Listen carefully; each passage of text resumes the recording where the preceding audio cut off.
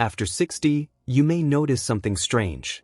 People still have plenty of opinions about how you should live, where you should live, how you should spend your money, who you should spend time with, even how you should grow old. Listen to good advice. But stop treating your own life like something you have to defend. Here are 7 things you no longer need to explain to everyone. The first thing you no longer need to explain is why you want more time to yourself. For most of your adult life, your time probably belonged to everybody. Your employer got Monday through Friday. Your kids got the evenings. The house got Saturday morning. Family got Sunday. And somehow the lawn always wanted whatever was left. You went to birthday parties, school events, work dinners, weddings, cookouts, holiday gatherings. You drove kids to practice. You picked people up from airports. You sat through meetings that could have been emails long before anyone started saying that. For decades, being busy felt normal. Then one day, a quiet Saturday morning starts feeling surprisingly good. You wake up without an alarm, make coffee, maybe read the paper, maybe sit on the porch, maybe watch the birds for 20 minutes and realize you have absolutely nowhere you need to be. And you like it. Then the phone rings. Are you coming over today? You say no. And suddenly you feel like you need a reason. But maybe nothing is wrong. Maybe you're not depressed. Maybe you're not angry with anybody. Maybe you simply don't want to go anywhere today. At 68, that is allowed. There's a difference between loneliness and solitude. Loneliness hurts. If you're spending day after day alone and wishing somebody would call, that's something to take seriously. Call someone yourself. Meet a friend for breakfast. Go to church. Join a walking group. Volunteer. Human beings need one another. Stoicism never meant hiding from the world. But solitude is different. Solitude is when the house is quiet and you don't immediately feel the need to escape it. Marcus Aurelius wrote about finding a place of calm within yourself. He was emperor of Rome. He probably had more people wanting something from him before breakfast than most of us have all week. And yet he understood the need for an inner place that didn't depend on everybody else being quiet, agreeable, or available. After 60, you may finally understand what he meant. You can love your children and still not want to spend every weekend at their house.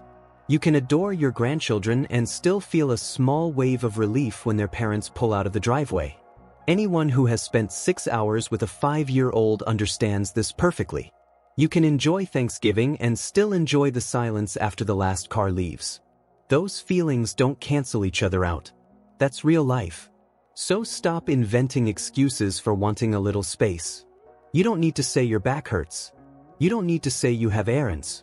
You don't need to pretend you forgot about the invitation. Sometimes you can simply say you're staying home tonight. And here's something that takes many people far too long to learn. Being available all the time doesn't prove that you love people. Sometimes it just proves that you haven't learned how to protect your time. And after 60, time starts to feel different. The second thing you don't need to explain to everybody is how you spend your own money. This one can start an argument at almost any family dinner. Especially after retirement. People become surprisingly interested in what you do with money they didn't earn. Why would you buy that car? Why are you still driving that old truck? Why did you spend that much on the kitchen? Why are you taking another trip? Why don't you travel while you still can? Apparently there is a correct retirement plan somewhere that everybody received except you. Of course, responsibility matters. If you share finances with a spouse, your choices affect another person. If you have debt, medical expenses, or people who genuinely depend on you, you can't simply pretend those things don't exist. Turning 60 doesn't repeal mathematics. Unfortunately.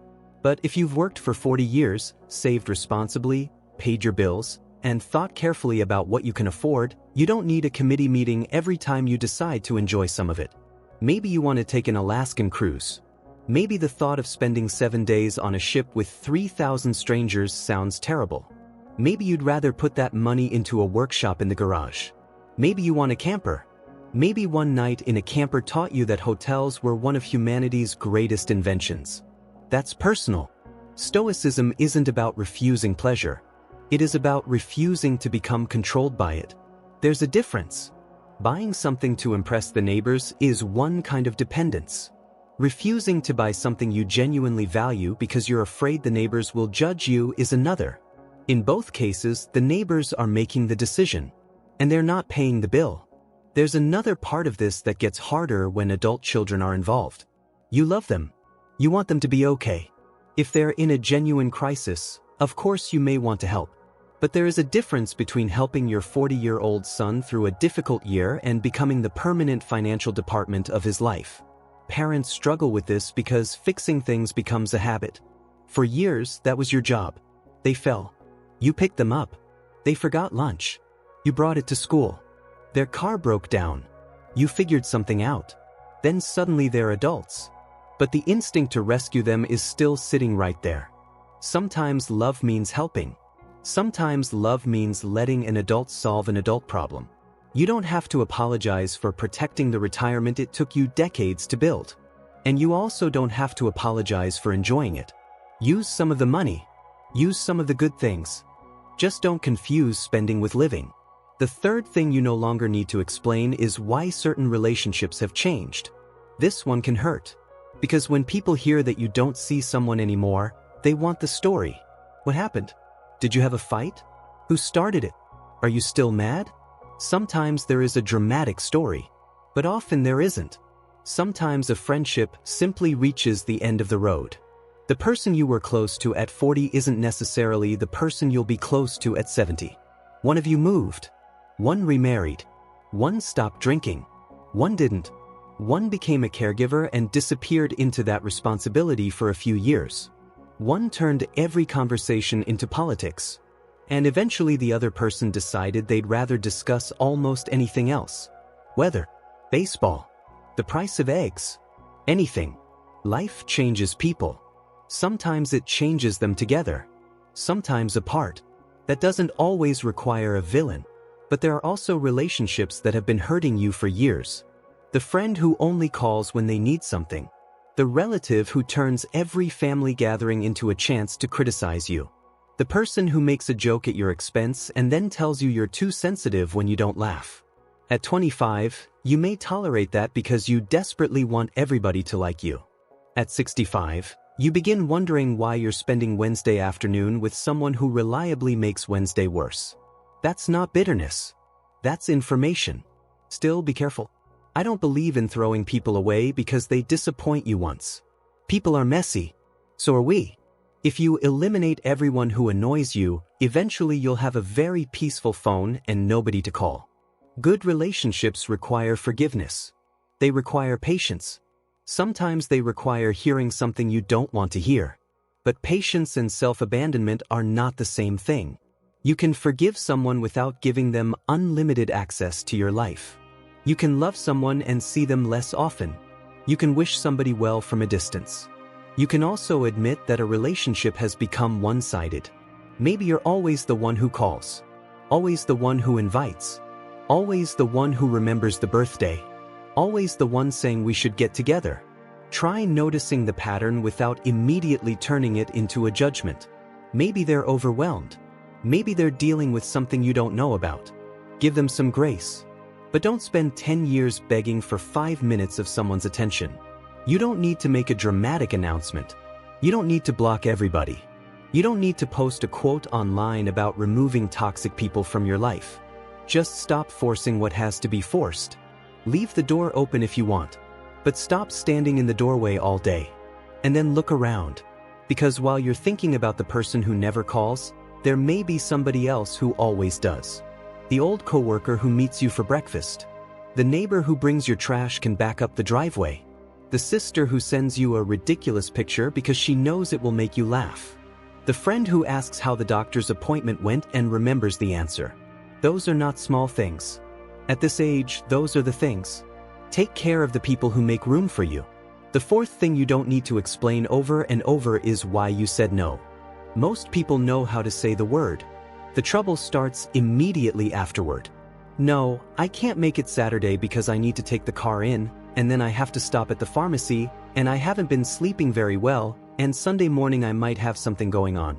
Now you've given the other person 4 separate problems to solve. Take the car Monday. I'll pick up your prescription. You can sleep in Sunday. What do you have Sunday morning? And 5 minutes later, you're going to the thing you didn't want to attend. Sometimes we don't need stronger boundaries. We need shorter explanations. You can simply say you can't make it this time. That's a sentence. It has a beginning and an end. You don't need footnotes. I know why people do it. We don't want to disappoint anyone. That doesn't disappear just because Social Security starts sending checks. You still want your children to think you're a good parent. You want your friends to think you're dependable. You want the people at church to know they can count on you. Those are good things. But if you say yes to everything, eventually your yes stops meaning much. And resentment begins creeping in. Maybe your daughter asks you to watch the grandchildren again. You love those kids more than almost anything. But you've already done it twice this week and you had plans Saturday. You say yes anyway. Then Saturday afternoon you're irritated. The kids didn't do anything wrong. Your daughter didn't necessarily do anything wrong. She asked. You answered. And somewhere underneath the frustration, you realize you're angry because you didn't say what you actually meant. A resentful yes isn't kinder than an honest no. Sometimes it's worse. Stoicism asks you to pay attention to what belongs to you. Your answer belongs to you. Their reaction doesn't. You can be respectful. You can be kind. You can give an explanation when an explanation is genuinely owed. But you cannot control whether somebody is disappointed. Disappointment isn't an emergency. Let them have their feeling. They'll be okay. And you'll be okay too. There's a kind of confidence that appears when you can say no without spending the rest of the evening rehearsing a defense. Not an angry no. Not a dramatic no. Just no.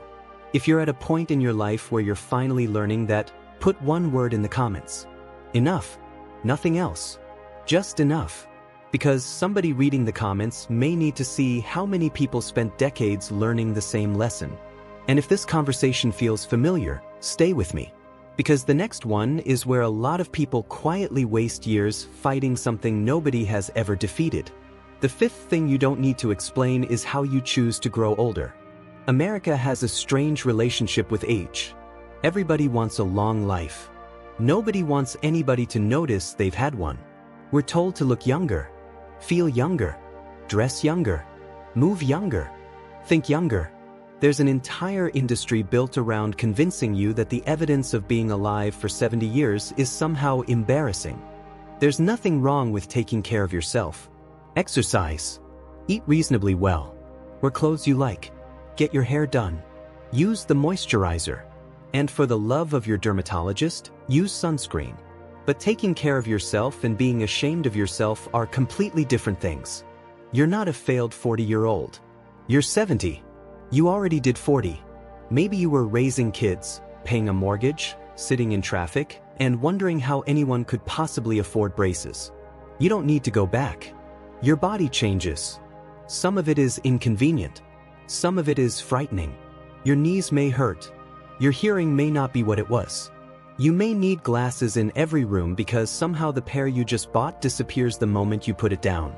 You may get onto the floor to play with a grandchild and realize getting down was only half the plan. That's aging. We can laugh about some of it. Other parts aren't funny. Illness isn't funny. Losing a spouse isn't funny. Watching a close friend become sick isn't funny. Stoicism becomes useless if we use it to pretend painful things don't hurt. Marcus Aurelius didn't tell himself that change wasn't happening. He reminded himself that change was part of nature. There's a big difference. You don't get peace by denying reality. You get peace by meeting reality without adding unnecessary shame to it. If you need hearing aids, wear them. Nobody enjoys repeating the same sentence 6 times during Thanksgiving dinner. If you need the handrail, use it. If the giant house is becoming too much to maintain, at least allow yourself to consider another option. If you want to stay there, stay if it's safe and practical. But don't let pride make every decision. There is no trophy for pretending you're younger than you are. And there is no shame in adapting. Human beings have been adapting your entire life. You learned how to use computers. You learned smartphones. You learned online banking. Some of you even figured out the television remote with 17 buttons nobody understands. You'll adapt again. The question isn't whether you're getting older. You are. So am I. Everybody lucky enough to be here tomorrow will be one day older. The better question is how you want to meet it. With embarrassment, or with some dignity. Take care of the person you are now. Not because you're trying to become 30 again, because this person still has a life to live. And here's where this gets more important. Because if you stop trying to prove that you're young, you can finally ask what actually makes you happy now. The sixth thing you don't need to explain is what a good life looks like to you. Maybe your idea of a good Saturday has changed. At 25, you needed plans. At 65, maybe you need coffee, a comfortable chair, a baseball game, and nobody asking you to help move a couch. That's a perfectly respectable Saturday. Maybe you like fishing, gardening, woodworking, golf, old movies, road trips, church on Sunday, breakfast at the same diner every Wednesday. Maybe the waitress already knows you want coffee before you sit down. There's something wonderful about that. Nothing about it would go viral. That's probably part of why it's wonderful. We spend the first half of life turning everything into achievement, career, salary, where the kids went to college. Then retirement arrives and somehow people manage to turn that into competition too. Who traveled farther? Who bought the RV? Who has the nicest retirement community? Who looks youngest? Who has the most impressive photographs on Facebook? Enough. Your retirement doesn't need a marketing department. If sitting in your backyard watching birds makes you happy, sit there. If you want to drive Route 66, go. If you want to see every Major League Baseball stadium, start planning. If you want to stay home and grow tomatoes, grow tomatoes. Just understand that the squirrels consider your garden a joint venture. A good life doesn't have to look interesting to strangers. It has to feel meaningful to the person living it.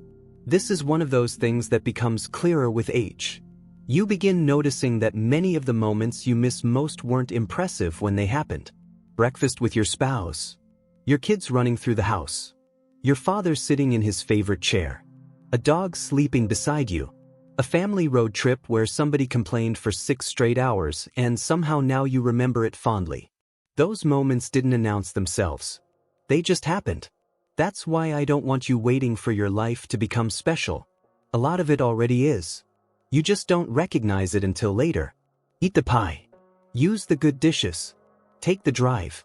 Sit on the porch. Watch the game. Call your friend. And every once in a while, leave your phone inside. You don't need a photograph proving you enjoyed the sunset. The sunset doesn't care. The seventh thing you no longer need to explain is the life you choose from here. And this is where all of it comes together. For most of your adult life, your decisions affected everybody. You couldn't simply do whatever you wanted. That's not how adulthood works. There were children, a spouse, a career, a mortgage, maybe aging parents. People depended on you. You were the father, the mother, the husband, the wife, the employee, the boss, the caregiver, the person who fixed things, the person who remembered birthdays, the person everybody called when something went wrong. Then life changes. The kids grow up. The career ends. Maybe the house becomes quiet. Maybe the person you thought would grow old beside you isn't there anymore. And for the first time in decades, you may have more freedom than you've had since you were 20. Strangely, that can be uncomfortable. Because if nobody is telling you what you have to do next, you have to ask yourself what you actually want. That's a harder question than it sounds. Do you want to stay in the house? Do you want to move? Do you want to live near the grandchildren? Do you want to travel? Do you want another relationship? Do you want to be alone? Do you want to keep working part-time? Do you want to never attend another meeting as long as you live? There isn't one correct answer. Your adult children may have opinions. Listen to them, especially if they're concerned about your health or safety. Sometimes our children notice things we'd rather not notice. That's uncomfortable, but it doesn't make them wrong. Your doctor may have an opinion. Listen to that too.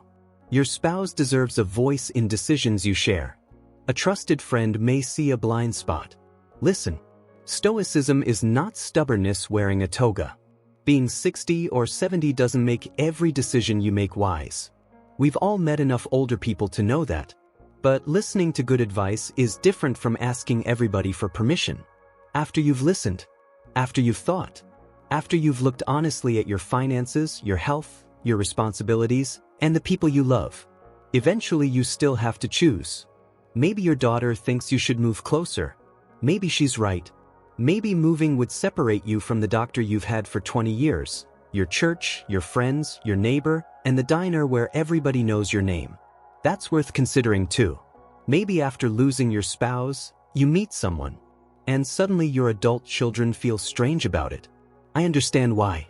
Grief is complicated, but they aren't the person eating dinner alone every evening. You are. If companionship brings something good into your life, you're allowed to consider it. And if you have no interest in dating again, you're allowed to say that too.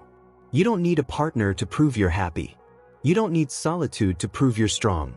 Choose what is true for you. Maybe you try something and discover you were wrong. That's okay. You move to Arizona and hate the heat. You buy the RV and discover that your idea of adventure includes room service. You take a part-time job and quit because apparently you really were done working. You date somebody for 3 months and realize the dog is better company. Change your mind. At this age, you should be allowed to admit that something didn't work without turning it into a personal crisis. You've survived bigger mistakes. The goal isn't to make perfect decisions.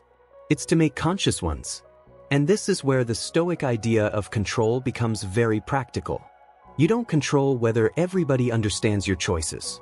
You don't control whether your children approve. You don't control gossip. You don't control what the neighbor thinks when the moving truck arrives. You control whether you've acted thoughtfully, whether you've been fair, whether you've kept your responsibilities, whether the choice is one you can respect. That's enough. And if you've made it this far into this video, I want you to think about something for a moment. How many years of your life have you spent explaining yourself to people who weren't actually listening? Don't answer too quickly. Think about it. How many dinners? How many phone calls? How many sleepless nights? How many arguments in the car on the way home? How many carefully written messages? How many times did you finally get somebody to completely understand you? Probably fewer than you'd like. That's the trap. We think peace will arrive when everybody finally understands our reasons. But sometimes peace arrives when we no longer require them to. That's different. And it's powerful. If you've spent years trying to earn approval from everyone around you, this may be the hardest lesson in the entire video. You can be misunderstood and still be okay. You can disappoint someone and still be a good person. You can change your mind and still have integrity. You can choose differently from your children and still love them. You can say no and still be kind. You can grow older without apologizing. And you can build a life that doesn't make sense to everybody else. It only has to make sense when you wake up inside it. If that idea is something you want more of in your life, subscribe. Not because subscribing changes your life. It doesn't. But because this is exactly what we're going to keep talking about here. Practical Stoicism for the things that actually happen as we get older. Family, retirement, loneliness, friendship, regret, and learning how to live well without pretending life is easier than it is. Because there's another trap I want to leave you with. Don't hear any of this and decide the lesson is that you don't owe anybody anything. That's not wisdom. That's selfishness dressed up as independence. You do owe people things. You owe honesty to people who trust you. You owe respect to people who treat you with respect. You owe responsibility to commitments you've freely made. You owe an apology when you're wrong. You owe your family consideration when your choices genuinely affect them. And sometimes you owe someone an explanation. The point is not to stop explaining everything. The point is to know the difference. Some people have earned an explanation. Others simply want one because they think your life is their business. Age should help you recognize which is which. That's maturity. Not shutting everybody out. Not becoming cold.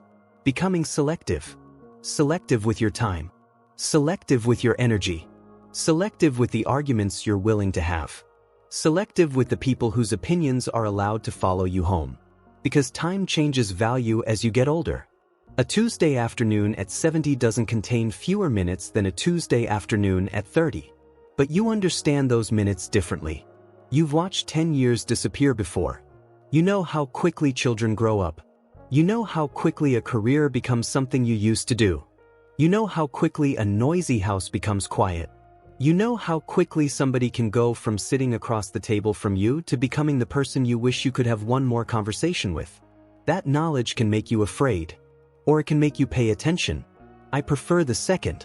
Pay attention to the coffee. Pay attention when your granddaughter is telling you a story that makes absolutely no sense. Pay attention to your spouse. Pay attention to the friend you've known since 1987. Pay attention to your body when it's telling you to slow down. Pay attention to the ordinary afternoon that seems completely unimportant. One day you may miss it. That's not depressing. That's life. The Stoics kept death in mind not because they wanted to become obsessed with dying. They wanted to stop wasting living. Memento mori. Remember that you will die. And then do something useful with that information. Call someone. Forgive someone if you're ready. Say no if you need to. Say yes if fear is the only thing stopping you. Go somewhere. Stay home. Make dinner. Order pizza. Take the trip. Cancel the trip if you hate traveling. There is no universal retirement. There is only the life in front of you. And the older you get, the less interested you should become in performing that life for an audience. Maybe that's the real freedom. Not doing whatever you want. Not ignoring everybody. Not becoming some hard person who never needs anyone. Real freedom is quieter than that. It's being able to listen to somebody's opinion without immediately surrendering your own. It's being able to hear criticism without spending the whole night defending yourself. It's being able to say that someone may be right and think about it. It's also being able to say that you've thought about it and you're choosing differently. It's being able to sit alone without believing you've been abandoned. It's being able to ask for help without believing you've failed. It's knowing which relationships need more effort and which ones need less. It's looking your age without treating that as bad news. It's enjoying an ordinary Wednesday without wondering whether you should be doing something more impressive. And maybe most of all, it's understanding that you no longer have to put every decision on trial. You have lived long enough to know that some people will misunderstand you no matter how carefully you explain. Let them. Be decent anyway. Some people will disagree with you. Love them anyway if they're worth loving. Some people will leave. Let them go without turning your heart into stone. Some people will stay. Don't take them for granted. And when you are wrong, admit it. That's important. There is nothing stoic about being too proud to say I was wrong. Those may be 4 of the strongest words an older person can say. I was wrong. Because by this age, you've been wrong enough times to know you'll survive saying it. And when you're right, you don't always need to prove that either. Sometimes you can just know. Then go home. Make coffee. Sit down. Watch the game. Life is short enough without spending half time arguing with somebody who isn't going to change their mind. So tomorrow, try something small. Don't reinvent your life. Just notice one moment when you start explaining something that doesn't really need an explanation. First, ask yourself who you're trying to convince. If this person genuinely deserves context, give it. If they don't, maybe say less. You may be surprised by how peaceful a shorter answer feels. And if you're over 60, I want to leave you with one question. What is one thing you no longer feel the need to explain? Maybe it's how you spend your money. Maybe it's why you live alone. Maybe it's why you remarried. Maybe it's why you didn't. Maybe it's why you retired early. Maybe it's why you're still working. Maybe it's simply why you'd rather stay home on Friday night. Tell me in the comments. I read these because the best part of a conversation like this isn't always what I say. Sometimes it's what somebody in Ohio or Texas or Florida writes underneath the video, and somebody 3 states away reads it at 11 o'clock at night and thinks that sounds exactly like me. That's community. And if you know somebody who's spent most of their life trying to keep everybody happy, send this video to them. Not because they need another lecture. They probably don't. Maybe they just need to hear that getting older can come with one very useful privilege. You can finally stop auditioning for approval. Listen to the people who love you. Take good advice seriously. Keep your responsibilities. Be kind. Admit when you're wrong. But don't spend the rest of your life defending every harmless choice you make. There are better things to do with the time. Call your friend. Take your spouse to breakfast. Play with the grandkids. Go fishing. Read the book. Walk the dog. Sit on the porch. Watch the sunset. Or do absolutely nothing for an hour without explaining that either. Your life doesn't need everybody's approval to be a good one.